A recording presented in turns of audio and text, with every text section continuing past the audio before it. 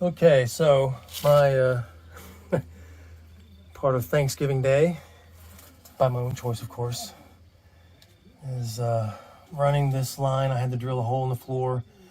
This is, let's see, of course there's the rear wheel well, there's the heater up there, the rear heater, and then above in front of that I had to just go and put an inch hole so I can run the lines for what will be the DC to DC charging capacity from using the alternator, the van's system alternator. When I'm driving, it can also be in the process of hopefully helping charge the battery bank.